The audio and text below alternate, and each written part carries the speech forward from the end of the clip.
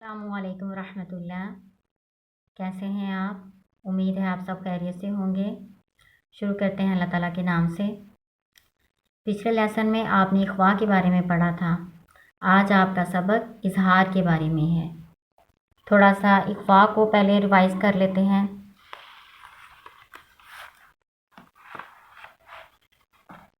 मैंने आपको बताया था नून साकिन या तनवीन के बाद हरूफ हल्की ना हो। हरूफ हल्की कहते हैं हमज़ा हा, आइन हा, गैन खा। अगर नून तनवीन या नून साकिन के आगे हरूफ हल्की ना हो तो इख्फा करते हैं, यानी नून की आवाज़ को छुपा कर पढ़ते हैं। कुछ मिसालें थीं।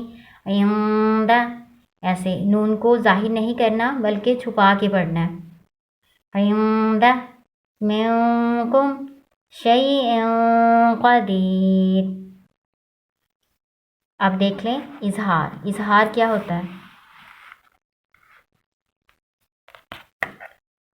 अगर नून साकिन या तनवीन के बाद हरूफ हल्की यानी हमज़ा हा, आइन हा, गैन खा हो तो नून की आवाज़ को जाहिर करके पढ़ते हैं।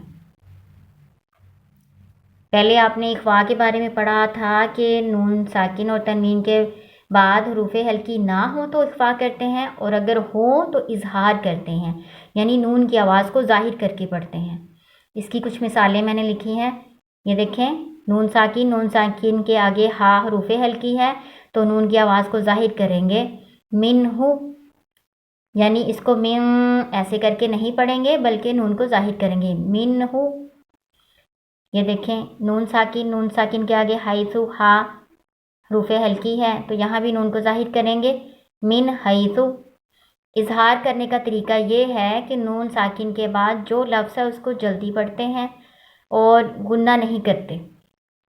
मिन हाइसु, साथ ही मिन के हाइसु पढ़ लेना है, इसको लंबा नहीं होने देना। विजहतुन हुआ, विजहतुन हुआ।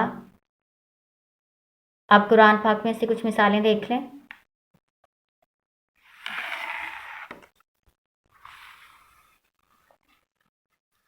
ये दूसरा सिपारा मैंने खोला है, ये देखें तनवीन है, दो ज़बर को तनवीन कहते हैं।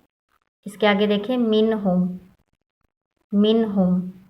नून साकिन है, नून साकिन के आगे हरूफ हल्की है, इसको पढ़ेंगे फरीक़म मिन हुम, यानी मिन हुम पूरा आपने अदा करना है नून।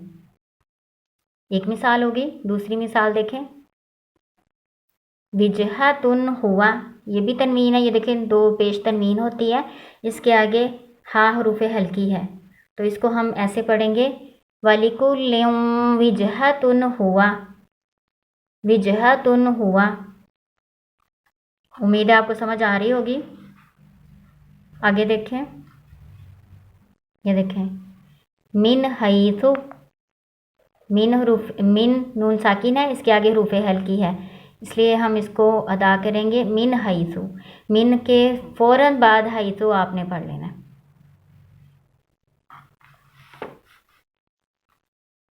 ये देखें बिगाफिलिन अम्मा, ये देखें लाम दो ज़ेलिन तनवीन है, तनवीन के आगे आइन हरूफ हल्की है। बिगाफिलिन पूरा अदा करना है।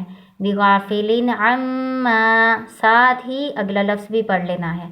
इजहार करने का तरीका यही है कि जो भी आपने लफ्ज़ पढ़ना है, तनवीन वाला हो या नून साकिन वाला हो, उसके फ़ौरन बाद अगला लफ्ज़ पढ़ लेना है, उसको लंबा नहीं होने देना। ये पढ़ा जाएगा वमल्लाहु बिगाफिलिन अम्मा तअमलून। उम्मीद है आपको समझ आ गई होगी। अब आप खुद प्रैक्टिस करें, अपने कुरान में से या सिपारे में से देखें, नून साकिन और तनवीन के आगे प्रैक्टिस करें कि वहाँ पे इख्वा होना है या इजहार होना है। उम्मीद है आपको समझ आ गई होगी। अल्लाह आपको कामयाब करे। अस्सलामु अलैकुम रहमतुल्लाह।